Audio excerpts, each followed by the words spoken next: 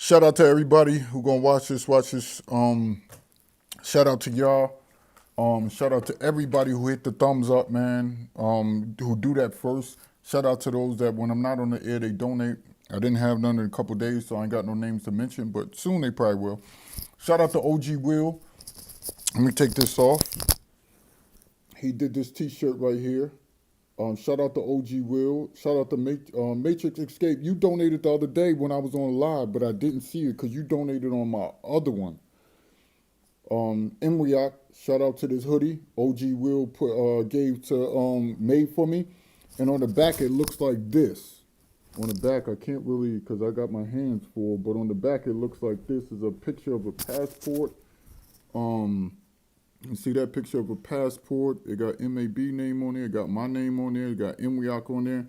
So OG Will made this shirt for me. This is a long sleeve, so shout out to him. He probably not going to see this until later.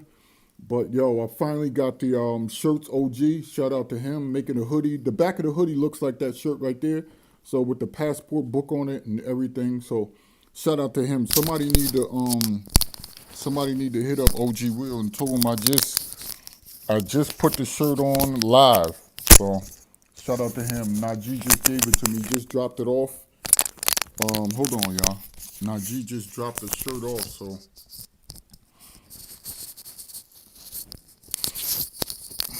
Damn, can't do this with it. Hold on.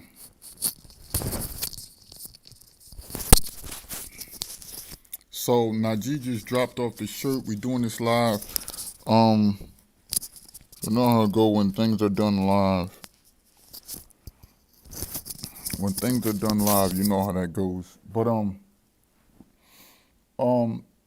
like I said, shout out to OG Will. Shout out to Matrix Escape. Like I said, thanks a lot for the donation when I was on live the other day. Shout out to Dark Sun. What up, bro? Shout out to Rollo 6, man. Shout out to all of the fellas. But let's get right into it, y'all. She's picky. Who cares, right? You dudes win. Like, dudes always say to me, yo, man, these American women are this. I'm like, bro, you win. Because she picky with height.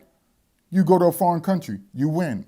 She's picky with money and say you don't make enough. So the $80,000, the $50,000, the $40,000, the $38,000 that you get after taxes, you win. You see how you guys win? She says she don't date guys who's skinny.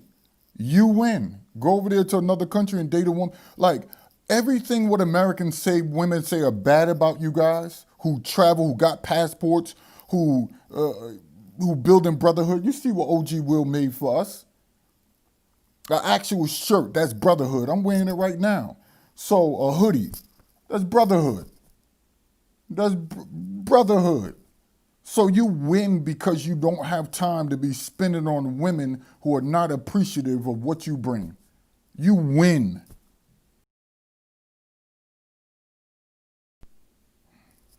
I hope that didn't mess me up.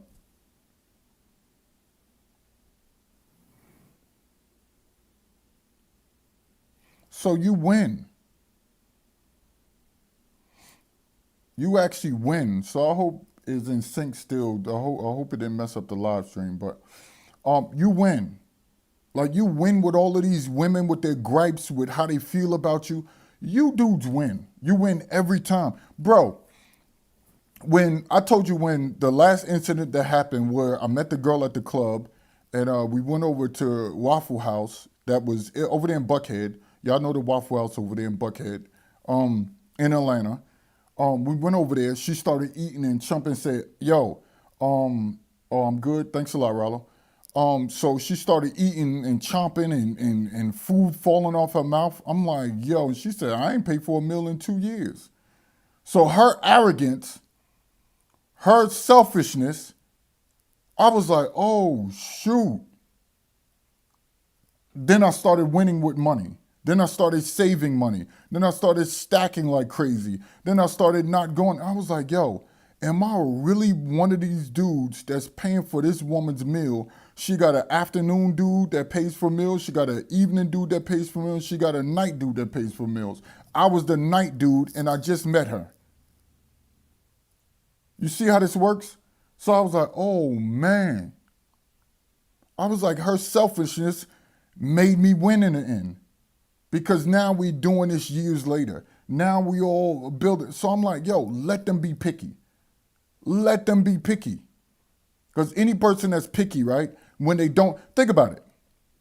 When a person doesn't have that many options as far as food, let's just think about this. Let's correlate it to this analogy, right? Food is energy. So when a person doesn't have that many options as far as food, their money is not together, they might don't have you might not even have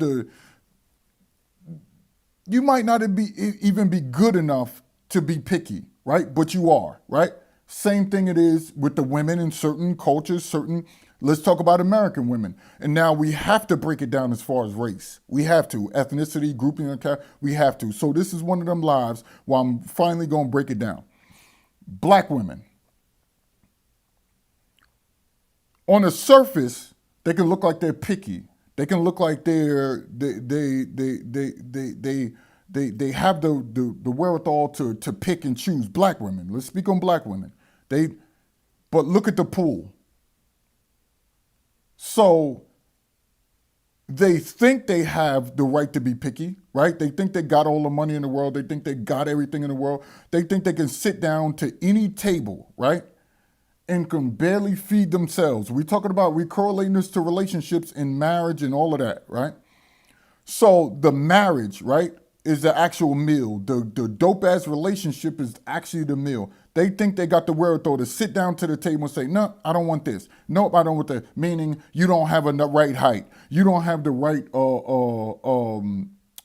you don't have the right money. You don't have the right this. You don't have the right that. They sit there and they can be picky, right? Until there's a little portion left on their plate. But the little portion that's left on their plate don't want them. You see how that works? That portion doesn't want them. The little portion that they do have, it doesn't want them. So now it's like, okay, so then with white women, white men, the most sought after men on earth, the most sought after men on earth. You could go to any culture and you could have people bowing down just because they're white, right? Now think about this. The white women sat at the table, right? And the white men are the one who give them the jobs. The white men we know what happens, right? So they do this to white guys. Oh, I don't want this, or I don't want that, or I don't want this, or I don't want that. And then they sat there, the portion that is there don't want them. They start going to Asian women. White men have the option to go to Asian women. White men have the option to go to African women. White men have the option to go to Australian women. All across the globe, white men have those options. Literally have those options. So the white ladies are, now I can't be so picky. Now I can't be about this feminism. It's hurting white women because white men have the pick of the litter. Black men come behind that. Then other races behind that. So it's just so funny how these American women are starting to realize their pickiness is driving white men, driving black men, driving Hispanic men, driving them to go to different avenues or different forms to get what they want. So their pickiness is hurting them. Now, of course, I didn't sharpen this analogy, and there's other stuff I could add to it. If it was an edited video, it would be more. But this is live. I want to go actually off the brain, off the cuff, to let you guys know that American women pickiness, whether we white men, black men, Hispanic, Asian, it doesn't matter. Dudes are taking a different approach to dating and marriage now. So all of the dudes telling them dudes to still get married here, it's not working. It's not working. There's hundreds of millions of men here, especially millennials and what's the thing that's coming behind millennials? They call it zillennials or something like that. Or even the baby boomers, even the Generation X are even learning. They stopped dating also. So this is actually hurting American women as a whole. All of this feminist jargon, all of this, notice how they're trying to become communists without becoming communists. Without actually practicing communism, they're actually being communists. In a way, you don't follow our rules, we throw you to the wolves. We stop your money from coming in because you don't agree with the rest. Basically, like, we push you out and you get jailed. There's a man bug in here, a ladybug, man bug, whatever one it is. It's just flying around. So you see what happens? So that's crazy to me how right now, they for the last 30 years they thought they went, but men, logical men, make adjustments. And that's what men are starting to do. They're trying to make adjustments. And most of your people that's on YouTube or Instagram they don't want to say that these guys are traveling. They don't want to say it. Listen to your favorite content creator, your favorite Instagram person, they don't want to say that these guys are actually using, they try to stay away. They say, these men are going about it by other means, but they never say travel. They never say that men by the hundreds of thousands, even in a pandemic, will rather go to 4 countries that's on the list that we can go to with no repercussions, with nothing, with no restrictions. We would rather go to those countries versus to stay here and date. We would rather go to the Dominican Republic, go to Maldives. You got to have a woman set up there, so you can't really use that one. But we would rather go to those countries that are open. We would rather go to the Brazils, go to the Colombias, go to the Costa Ricas. We would rather go to all of these places, right? These quick trips, get our rocks off, or build relationships, or go to our wives that some of them have married in these countries, and we'd rather wait to go there to see them versus dating in the United States. But these guys don't want to say that. Listen to your favorite content creator. They're not going to say it. They're not going to say it. So all of these years I've been giving out information. I've been pumping information out. And many of these guys have taken it. Many of these guys have used it. And they know I gave. However, they're not going to say so. So it just rung again my alarm. So it's telling me I got to make a call. But I don't feel like making that call, but I got to. So that's another consultation. So, and I don't want to make it right now because we in actual, but I stay on schedule. So I got about a couple minutes to actually make this phone call for my consultation. But they like dudes are learning.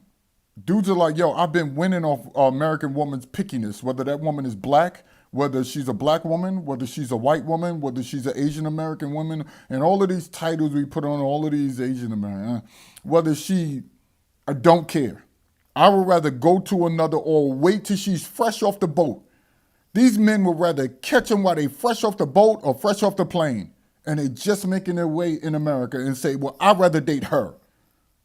Versus you who've been here for a lifetime or 10 years and now you programmed with this ideology, I'd rather wait. And that's what most dudes are doing. So you don't want to give these guys their credit. You don't want to say men have built up their money. Bro, let me just warn fellas. If you make $100,000, don't marry in America. If you make $150,000, don't marry in America. Save your money. If you make $40,000, don't marry. If you make $38,000 and you save $15,000 of that each year, think about that. Over time, that $15,000, just add 10 years to that. You're going to be in good shape financially, and you're going to keep growing, and every year your money is going to keep increasing the older you get. We know that. Men with age, we become refined. So all these people telling you women can do no wrong, I notice that talk is dwindling. That women can do no wrong in America, that's slowly dwindling. You still got those little people that led like the Steve Harveys who got those platforms who would do anything for $1. But the men who are the heterosexual stand-up sidewalk cracking mother, we ain't doing that. We gonna keep truth. We don't care how many communist practices you guys put on American men. We're trying to silence them by saying, if you don't go along with our agenda, we're going to do this to you. No. Fellas, strengthen your back. If you got to use your back and get out there and get a skilled trade that you know they're going to need, these very women who are complaining, go get a skilled trade. Go get one. Go get a bunch of Mexicans waiting outside of Home Depot and go start you a drywall company. Because people are going to need that. With your little car, go start a drywall company. Do something like that until you could get that hundreds of thousands and you can finally retire and go. It's only going to take you 5 years if you work hard. It don't even take that long. So if I was you guys, don't falter. You guys are winning. They're still going to need skilled tradesmen. They're still going to need all of it. Even if you are in the office jobs and you can't be in there no longer, stack your money. Stack your money so that way you don't be under the thumb of this dating and marriage system. Stack your money, fellas, because let their pickiness be your reward. Again, let these women in America's pickiness, whether they're black, white, yellow, green, whatever, maroon, I don't care. Let their pickiness be your reward. Now you're stacking money. Now you're targeting, right, the things that you wanted to accomplish in your life instead of chasing what's between a woman's legs. Now you win, fellas. And now you built brotherhood. You're like, damn, I've been beefing with this dude for all of these years because of women. Now you get the win because you were raised in that single mother household.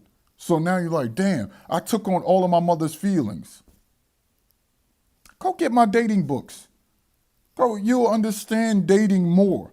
I got this book called A Man's Decree, Tips for Men in the Dating Game, right? And in that book, I break down how the results of men being raised by single mother households and what happens to them in their dating and marriage processes. It's online. Shout out to I just got another book sale, so shout out to the person that bought one of my books. But I wrote 22 of them, so I don't care if you find errors in them. I don't care, as long as you understand my ideas in them. Don't care. Yeah, see. Again, I hate to grandize, I hate to pat myself on the back, but I'm glad for not caring what people think of me. For wearing fitteds on camera a lot. For people saying, yo, you need to dress like this. You can't tell me what a man is in America. America's old. People think a man is sleeping with a cow. So you can't tell me what a man is in America. It's all over the place. I'm glad it's all over the place. There's no concrete definition. But for people with like us, there's a concrete definition for us. Because we're not willing to buy the affection of women. We're not really the women on their profile. I gotta reiterate this. Make me laugh. It's like you gotta be a court jester for. You gotta be a Robert. That's what they used to call them in medieval times. Roberts. And we're over those days. Fellas, their pickiness is helping you to win. You're buying what you want. You're dressing how you want. You're building brotherhood now. You're knocking out that little woman's characteristics in you, and you become a heterosexual stand-up sidewalk cracking, and you're standing on what you believe. You're standing on what's right, especially if you correlate that through the scriptures. Cool. You ain't biting into this thing. Somebody taught you to be an atheist, and I'm just an atheist just to be an atheist. You're actually going into why you're that, and then some things don't make sense to be that. Then you're actually putting all that together. So shout out to you for thinking more, becoming more ethical. Subjective terms, but we get them. But for us, that's part of MWIOC. Y'all see the sweatshirt? Y'all see the sweatshirt, MWWIOC. Shout out to OG Will for making it. Once again, thanks a lot, OG. But I'm going to rock this sweatshirt. I'm going to rock it. Y'all know I don't live in fear. I'm going to rock it on the streets of the U.S. with no fear. So men wanting women in other countries, that's what we stand for. We also known as the M group. So how do you not care what people think? Easy. Let me tell you what I learned about not caring what people think, right? For instance, I take it from the Bill Gates, his approach to it, right? Bill Gates has this certain approach where he shops at Walmart. He's known to shop at Walmart. He's known to shop at Walmart. There is no shaming Bill Gates, right? Because Bill Gates is worth billions of dollars, right? You know he's worth billions of dollars.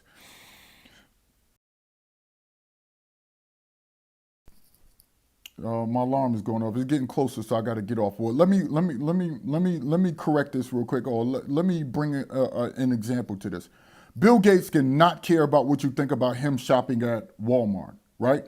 He's known to go get clothes at Walmart, put them on, and don't care what anybody thinks, right? And the reason why he's done that, because it's not important to him. Him shopping at Walmart and your thoughts about him shopping at Walmart is no approach. First of all, he got the means of income to do so, right? Second of all, Second of all, he has something that the public needs or they want, right? Which is his Microsoft. You know, he's built that from the ground up. Some people say, what happened to it, him getting to the point? Cool, but he still has it, right? He still built it with a couple other guys, right? Third of all, this is third. Third of all, he has his wife. So he's not concerned with what you think about him. He has his woman. His woman is satisfied. She doesn't care. Cool, right? And those are the three major things. Those are the things that I'm going to take. Him being a billionaire, him having software that people need or want, he has his wife. You got to correlate that for us traveling guys. I don't know if you travel, Joseph. I don't know that. I don't know. But you traveling, all of us traveling guys, right? Number one, Bill Gates, he's a billionaire. So you have your money in the bank, you're acquiring money, you're saving money, you're stacking money, you're making good investments. You don't need a woman for money. Number two, you don't need a man for money. Of course, if you're doing business, you dress the part. That's totally different. Bill Gates has been known to be in suits, but mainly wears t-shirts and polo shirts. So that's number one. Number one, when it comes time for business, you know how to dress the part. That we all know that. If you don't know that, I'm not saying go to a business no, you're missing the point. Number one, you have your investments, you good. You're good. Financially, you're good. If you got to wear a uniform for work, you don't have to care about dressing up because you have to wear a uniform for work. If you got to wear a suit for work, hey, you dress the part. That's your daytime job. You wear a suit. After that, everything else. So that's number one. You got your money, you got your investments. You're not worried about getting money from a woman. You're not worried about what she thinks. You're not worried about what the next dude think of you when you're not working or doing business, right? It's number one. Number two, right? What do you have that people want?